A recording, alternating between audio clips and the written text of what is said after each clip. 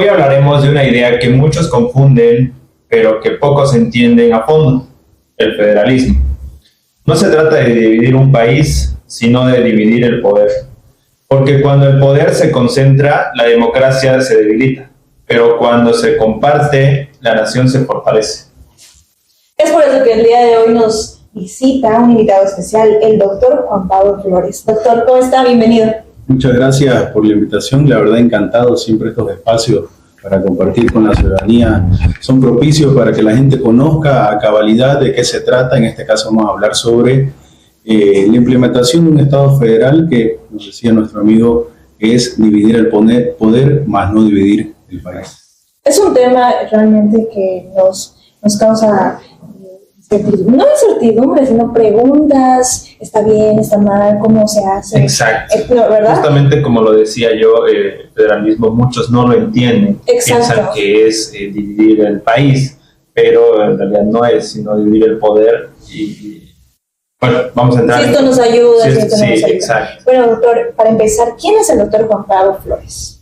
Bien, yo nací en Santa Cruz de la Sierra hace casi ya 38 años.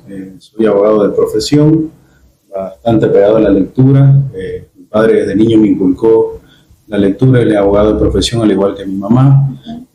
Tengo una maestría en Derecho Procesal y Constitucional y Gestión Pública Judicial, y un doctorado en Derecho Constitucional y Derecho Administrativo. Y dicho sea de paso, mi tema de tesis, que lo defendí en la Universidad Mayor de San Andrés, en la ciudad de La Paz, fue la implementación de un Estado federal para Bolivia. Y cabe resaltar que mi licenciatura la hice en la Universidad Privada de Santa Cruz. A quien nos está viendo le mando un saludo al doctor Núñez. Gracias a él nosotros seguimos siempre en la senda de la academia y del estudio, ¿no? Él es Juan Pablo Flores, soy el del medio de 3 hermanos, enamorado de un hijo que acaba de nacer hace 4 meses, que dichosa de paso me debe estar mirando también. Y en palabras sencillas, incursionado en la política. Tuve la dicha de representar a Santa Cruz en la Asamblea Legislativa ya por el año 2010-2015, cuando fui diputado nacional. A los 22 años, el diputado más joven de la historia de Bolivia, del 1825 hasta el 2010.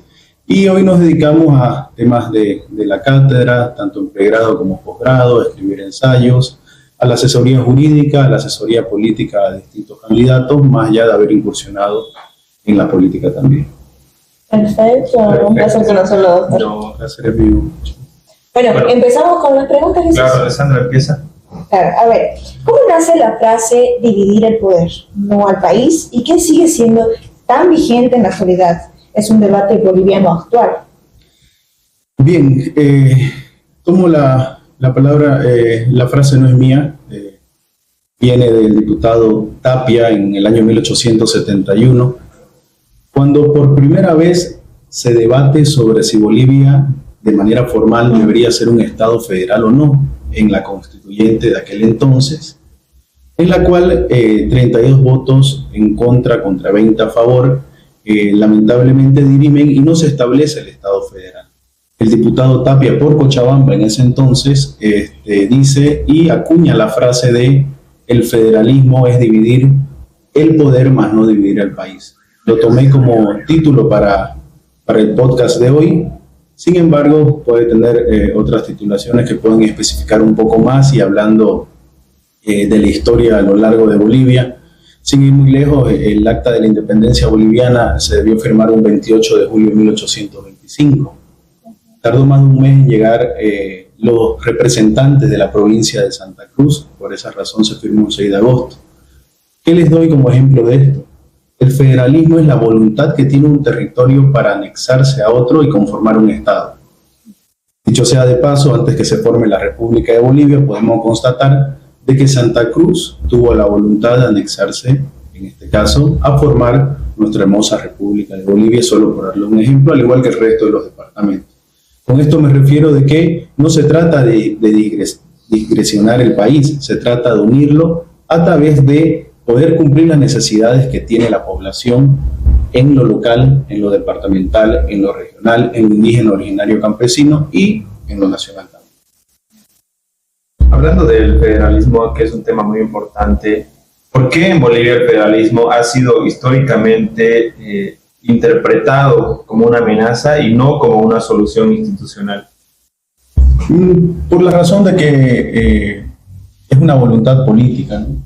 El centralismo hoy por hoy del 100% del presupuesto se lleva un 85% del dinero, quedando 15% para las 9 gobernaciones, más de 350 municipios y las universidades estatales y las autonomías indígenas originarias campesinas.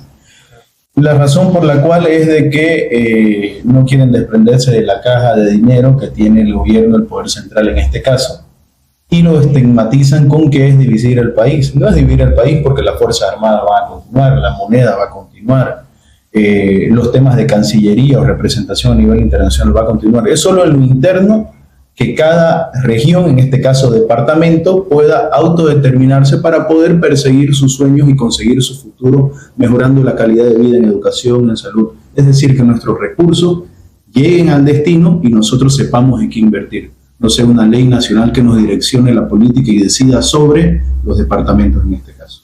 Doctor, entonces, ¿usted cree que el centralismo es un obstáculo para el desarrollo de Bolivia? Naturalmente, ¿no? El centralismo nos ha demostrado a lo largo de la historia de Bolivia de que concentra el poder, o el Estado unitario, sin ir muy lejos, concentra el poder. Entonces, hace poco tiempo estaba asesorando en la alcaldía de Montero y nosotros vimos cómo un hospital llegó a tener una infraestructura, pero para un clima de Potosí, siendo que Montero es 2 grados más que Santa Cruz. Entonces, es inhumano poder acceder o llegar a ese hospital que tiene una infraestructura con las ventanales altos, ¿no? Entonces ahí nos damos cuenta de que no cubre las necesidades o la realidad que tiene cada departamento, ¿no? Y no es que sea algo de regionalismo. Les acabo de nombrar en 1871 Cochabamba. En su momento el Comité Cívico Potosino también quiere federalismo. Tarija también ha dado voces de federalismo. En su momento La Paz con la mal llamada Guerra Federal, cuando la capitalía se va a la sede de gobierno a La Paz. Entonces no solo ha sido Santa Cruz, Potosí, Cochabamba, La Paz. Y el sentir es nacional, ¿no? Es un sentimiento nacional más allá que un formalismo jurídico que es el que existe en la actualidad. Para sintetizar lo que les acabo de mencionar, no es que el federalismo sea malo, es que lo estigmatizan para no dejar los recursos en las regiones. Por eso es que han cercenado las autonomías. Bueno, perdón Jesús que te corté. En sí, Santa Cruz es la mayor ciudad que genera recursos económicos, ¿no? ¿Usted cómo cree que estarían los diferentes departamentos como si estuviera una estructura federal para Santa Cruz? Sí, ese es un tema que preocupa a todos, pero todo tema o problema tiene una solución, ¿no? Si bien Santa Cruz produce el 71% de los alimentos y distribuye en el territorio nacional, al igual que es el motor económico del país. Ahí nos preguntamos, recién leí un estudio de mi querido amigo el doctor Carlos Hugo Molina, que nos decía de que en el año 2030 el 90% de la población boliviana va a estar en Cochabamba, La Paz y Santa Cruz. Naturalmente van a decrecer el resto del departamento. Implementando un sistema federal que significa la redistribución de los recursos en base a una densidad poblacional, ¿qué pasa con los departamentos que están decreciendo? Claro. Entonces, justamente en el estudio que yo hice en mi tesis federal, implemento de que hay un fondo de compensación para las regiones. ¿Qué quiere decir esto? Si de un 20% que habiera en las gobernaciones, un 10% se mantenga fijo, no por densidad poblacional, simplemente por el dinero del 10% que va a ir para los departamentos. Con eso, los departamentos que estén decreciendo, Pando, Beni, podrían subsistir y podrían surgir, y les daría el dinero y los recursos para poder cubrir las necesidades básicas como salud, caminos, carreteras, educación, postas, seguridad. Entonces, hay solución para todo. Entonces, no dejemos que el federalismo nos estigmatice o qué pasa con los departamentos que están decreciendo. Hay un fondo de compensación para ello, con número, y se ha sacado que es viable la posibilidad. Y es más, van a tener hasta una mayor cantidad de recursos y van a poder disponer de esos recursos. No van a tener que ir al Ministerio de Economía y Finanzas para que le habiliten la firma a un municipio para que puedan llevar el desayuno escolar en coordinación con los departamentos. Directamente la salud y la educación va a depender ya sea del departamento o ya sea en su caso de los municipios. Esa es la situación. Ahora, doctor, desde el punto de vista del derecho constitucional, ¿qué es más peligroso? ¿Un Estado débil o un Estado excesivamente centralista? Sí, ¿Cuál puede ser? hay que entender de que el Estado no es débil al ser central o al ser federal. El Estado se debilita cuando yo no me siento validado por una norma. ¿Qué quiero decir con esto? Quiero decir de que si la Constitución, las leyes actuales no me están representando, la población que es dueño de la soberanía debilita el Estado y lo cambia. Entonces no se trata de un Estado central o un Estado débil, se trata de poder satisfacer las necesidades que tiene la población, y en este caso sería satisfacer las necesidades de la población, dándole los recursos suficientes para poder administrar su propio destino. Entonces, no se trata de un poder central, autonómico, federal. Se trata de implementar este camino de la construcción de los territorios a través de este Estado compuesto que es el Estado federal, que no es otra cosa de que se den las competencias y los recursos que cada región, departamento, municipio necesita. Doctor, bueno, y haciendo una comparación con otros países, ¿por qué otros países federales que tienen lograron una estabilidad y por qué Bolivia no se anima a ese pensamiento? ¿Qué cree que usted que es? Yo creo que el camino es irreversible, ¿no? Algunos países nacieron federales, otros se fueron constituyendo, pero por darle un ejemplo, en países de América del Sur, Venezuela es súper centralista y en su constitución es federal. Argentina podemos decir que es un término medio porque la educación y la salud la destina a las provincias.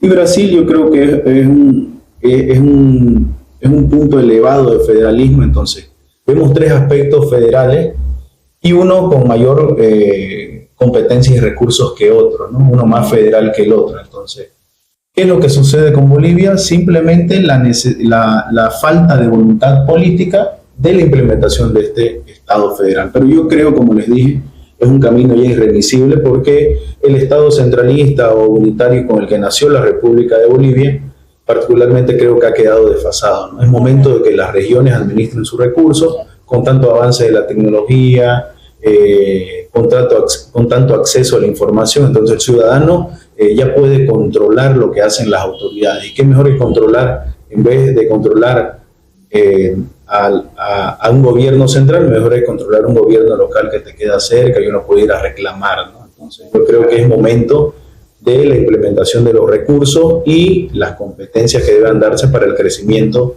y la satisfacción de la población. Bueno, y mire, yo creo que más allá de todo, no sé si es el miedo o por qué, ¿cuál sería el principal cambio que nosotros los bolivianos lo vamos a sentir si se adopta este modelo federal? He visto las propuestas del presidente Rodrigo Paz, que en su momento, en la anterior campaña presidencial, el gobernador Luis Fernando Camacho la propuso, que es del 50-50. En mi tesis yo hablo también de la distribución del 50-50. Hagamos un ejercicio fácil. De 100 bolivianos, 15 se van para alrededor de 400 entidades del territorio y 85 se van para el gobierno central. ¿Qué pasaría si 50 se quedaría con nosotros y 50 se quedaría con ellos? Naturalmente tengo más posibilidad de gasto y dónde invertir. ¿Qué pasaría de manera inmediata y cómo podría ser palpable para la población? Vamos a ver cómo mejora nuestra salud, vamos a ver cómo mejoran nuestros caminos, que son la vía de acceso para la economía, para llegar a las comunidades, para poder exportar, y vamos a ver cómo mejora nuestra educación, ¿no? Que la educación es la nueva revolución, no se necesitan armas para poder cambiar el mundo, se necesita educación para cambiar el mundo. Entonces, salud, educación, tramos carreteros, darle seguridad ciudadana, una vida digna a las personas.